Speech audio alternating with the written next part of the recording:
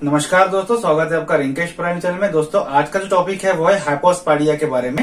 हाइपोस्पाडिया के बारे में थ्योरेटिकल अगर आपको कोई टॉपिक चाहिए, कोई नोट्स अगर आपको चाहिए तो मैं पहले एक वीडियो बना चुका हूँ। डिस्क्रिप्शन में मैंने उसका लिंक दिया हुआ है और चैनल विजिट करके भी आप देख सकते हैं। अगर आपको वीडियो डाउनलोड करना है तो आप डाउनलोड भी कर सकते हैं या फिर स्क्रीनशॉट लेके आप उसका प्रिंट आउट लेके अपने नोट्स भी जो है वो बना सकते हैं। आज का टॉपिक जो है हाइपोस्पाडिया है। हाइपोस्पाडिया क्या है? एक प्रकार का बर्थ डिफेक्ट है जिसमें यूरेथ्रा मतलब जो यूरिनेशन के द्वारा यूरिनेशन जो है एक नली के द्वारा जो बाहर निकलता है उसमें डिफेक्ट हो जाता है। पहले के वीडियो में हमने देखा कि एपिस्पाडिया के बारे में, आज हम लोग देखेंगे कि हाइपोस्पाडिया के बारे में। तो पहली बात तो आगे बढ़ने से पहले ये समझ लेते हैं कि जो पेनिस का जो साइज रहते हैं तो उसके जो पार्ट्स हैं उसके बारे में हम लोग समझ लेते हैं, क्योंकि ये जो कंडीशन है ये प्राइमरीली ही पुरुषों में ज्यादातर होती है, बच्चों में ज्यादातर जो लड़के होते हैं उनमें ज्यादा होती है। लड़कियों में ये कंडीशन ना के बराबर या फिर बिल्कुल भी नहीं पाई जाती है। तो इसलिए हमने पेनिस का जो यहाँ पे जो है डिजाइन बनाया हुआ है, यहाँ पे डायग्राम बनाया है। जो इसका बेस रहता है, जो यहाँ से वो बॉडी से जुड़ता है मतलब पेल्विस रीजन से जुड़ता है, उसे कहा जाता है बेस या फिर रूट। जो सिलेंड्रिकल पोर्शन रहता है उसे कहा जाता है बॉडी या फिर शाफ्ट। जो ऊपर का कोनिकल शेप रहता है उसे कहा जाता है हेड ऑफ द पेनिस या फिर ग्लैंड्स पेनिस। जहां पे हेड और बॉडी ऑफ द पेनिस जहां मिलते हैं उसे कहा जाता है नेक ऑफ द पेनिस। और ऊपर से हमने जैसे मैंने दिखाया ग्रीन कलर में जो लेयर दिख रही है आपको, ये रहती है फोरस्किन, यानी कि जो चमड़ी रहती है ऊपर की उसे कहा जाता है फोरस्किन। और जो रेड कलर का जो मैंने एक ट्यूब लाइक स्ट्रक्चर बनाया हुआ है उसे कहा जाता है यूरेथ्रा, जिसके ऊपर आज टॉपिक रहने वाला है और कुछ प्रतिशत फोरस्किन के ऊपर भी रहने वाला है। यहाँ पे मैंने एक शब्द लिखा है, उसका नाम है मीटस। मीटस का मतलब यह होता है कि जहां पे यूरेथ्रा की ओपनिंग होती है, जो टिप ऑफ द ग्लैंड्स पे होती है, उसे कहा जाता है मीटस, मतलब ओपनिंग ऑफ यूरेथ्रा, तो उसे कहा जाता है मीटस। तो अब इस पे पूरा जो है टॉपिक जो है ये रहने वाला है, इसके बारे में पूरा हम लोग समझेंगे। क्या है? ये एक बर्थ डिफेक्ट है यूरेथ्रा का। ये गर्भ के अंदर ही, माँ के अंदर ही जो कुछ डेवलपमेंट जब होता है बच्चे को, उसमें किसी तरीके का डिफेक्ट आ जाता है जिसकी वजह से ये कंडीशन होती है। क्या होता है कि जो यूरेथ्रा रहता है, यूरेथ्रा प्रॉपर यहाँ पे टिप पे ना होके नीचे की तरफ हो जाता है, इसे कहा जाता है हाइपोस्पाडिया। कि नीचे की तरफ वो कहीं भी रहेगा तो उसे कहा जाता है हाइपोस्पाडिया कंडीशन जो रहेगी, डिफेक्ट जो कंडीशन जो है उसे कहा जाता है।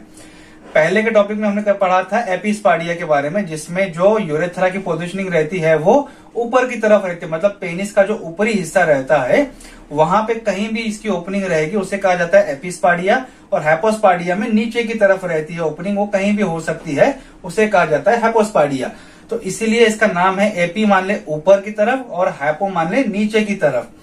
एपिस्पाडिया जो रहती है ये पुरुषों में भी होती है और कुछ प्रतिशत लड़कियों में भी होती है, लेकिन हाइपोस्पाडिया प्राइमरीली सिर्फ और सिर्फ लड़कों में ही देखने को मिलती है। तो ये एक डिफरेंस की बात मैंने यहाँ पे बता दी है आपको। क्या होता है इस कंडीशन में? कॉर्डे और कॉन्जेनाइटल पेनाइल कर्वेचर होता है। मतलब कि जैसे मैंने पहले बताया था कि ये जो सिंपल एक पेनिस जो रहता है इसमें क्या होता है, हल्का सा नीचे की तरफ ऐसा कर्वेचर आ जाता है या फिर ऐसा कर्वेचर, यानी कहीं ना कहीं थोड़ा सा या तो ऊपर की तरफ या नीचे की तरफ कर्व हो जाता है, जिसे कहा जाता है कॉन्जेनाइटल पेनाइल कर्वेचर। इस कंडीशन को ये कहा जाता है। अब क्या होता है कि टाइप ऑफ हाइपोस्पाडिया क्या है, मतलब इसके टाइप्स क्यों दिए गए हैं? क्योंकि इसकी ओपनिंग के ऊपर, मतलब जरूरी नहीं है कि एक ही जगह खुलेगा, इसकी ओपनिंग यहाँ पे ही रहेगी, ये कहीं भी हो सकती है, यहाँ पे यहाँ पे यहाँ पे या फिर यहाँ पे।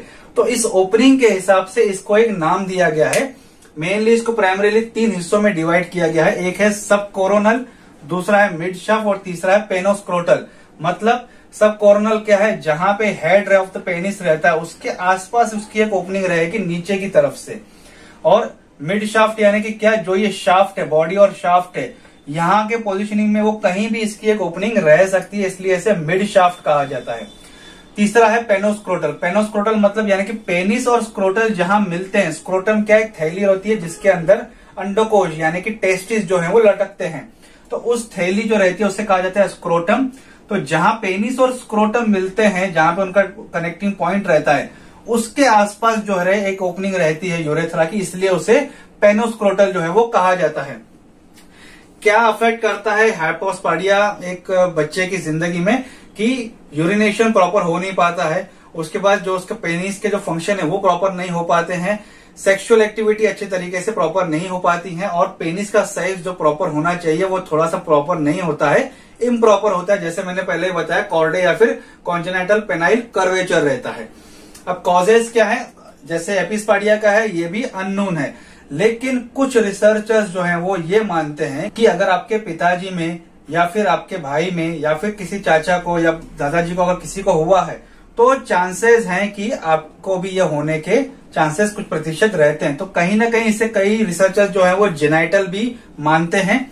होता क्या है, ये कंडीशन बच्चे के अंदर क्यों आती है, कब आती है, जब बच्चा माँ के गर्भ में होता है, लड़का जब गर्भ में होता है तब 8वां जब हफ्ता होता है तो 8वें हफ्ते में पेनिस बनना शुरू होता है, मतलब उसका स्ट्रक्चर बनना शुरू होता है। तो 9वें और 12वें हफ्ते के अंदर ही ये जो यूरेथ्रा में डिफेक्ट है वो जनरेट होता है, मतलब वो इफेक्ट जो है वो यूरेथ्रा में आना शुरू हो जाता है। क्यों होता है वो हम लोग आगे देखेंगे। उसके रिस्क फैक्टर क्या है, क्योंकि पहले मैंने बताया कि इसका कॉज अननोन है, लेकिन कुछ तो इसके लिए रिस्पॉन्सिबल होगा, तो उसे कहा जाता है रिस्क फैक्टर। रिस्क फैक्टर क्या, ओबेसिटी, मतलब माँ अगर वजन में ज्यादा है, मतलब उनके ओबेसिटी है, मोटापा ज्यादा है प्रेगनेंसी के वक्त या प्रेगनेंसी के पहले, तो उनमें एक चांसेस है कि उन्हें हाइपोस्पाडिया हो सकता है। 35 इयर्स के बाद अगर किसी को प्रेगनेंसी हो रही है लेट प्रेगनेंसी की वजह से, तो उसके कारण भी यह हो सकता है। फर्टिलिटी ट्रीटमेंट ले रहे हैं, कई लोगों को बच्चा नहीं होता है तो उसके लिए फर्टिलिटी ट्रीटमेंट लेते हैं, प्रोजेस्टेरॉन या फिर कई अलग अलग हार्मोन्स थेरेपी जो है वो दी जाती है। तो उन हार्मोनल थेरेपीज के वजह से अफेक्ट होता है बच्चे के ऊपर, जिसकी वजह से हाइपोस्पाडिया होने के चांसेस रहते हैं। उसके बाद देखते हैं कि स्मोक कोई करता है या फिर ड्रिंक करता है कोई लेडीज प्रेगनेंसी के दौरान, तो उसके कारण भी होता है। और कई और भी रीजन है, मतलब कई और भी कंडीशन है जो स्मोकिंग और ड्रिंकिंग के कारण होती है। वन ऑफ द रीजन जो है वो हाइपोस्पाडिया भी जो है वो रहता है, कंडीशन जो है वो होती है। पेस्टिसाइड एक्सपोजर, मतलब कोई लेडीज जो है वो पेस्टिसाइड एक्सपोजर, मतलब कोई ऐसा फूड खा लेते हैं जिसमें पेस्टिसाइड ज्यादा है, या फिर खेती का काम करते हैं तो अबाउट टू गेट प्रेग्नेंट, मतलब कोई लेडीज अगर प्रेगनेंसी होने वाली है और या फिर प्रेग्नेंट है तो वो ज्यादा पेस्टिसाइड्स को छिड़कते हैं, पेस्टिसाइड के एक्सपोजर में आते हैं, तो उसमें भी ये कंडीशन जो है वो होने के चांसेस रहते हैं। सिम्टम्स क्या है, कॉर्डे है, अनडिसेंडेड टेस्टिकल्स हैं, अनडेवलप फोरस्किन है और एब्नॉर्मल यूरिनेशन है। तो ये उसके सिम्टम्स है। कॉर्डे जैसे मैंने आपको पहले बताया कि उसका शेप प्रॉपर नहीं रहेगा, थोड़ा सा कर्वेचर कहीं ना कहीं पे रहेगा, ऊपर की तरफ, नीचे की तरफ या बीच में से कहीं से।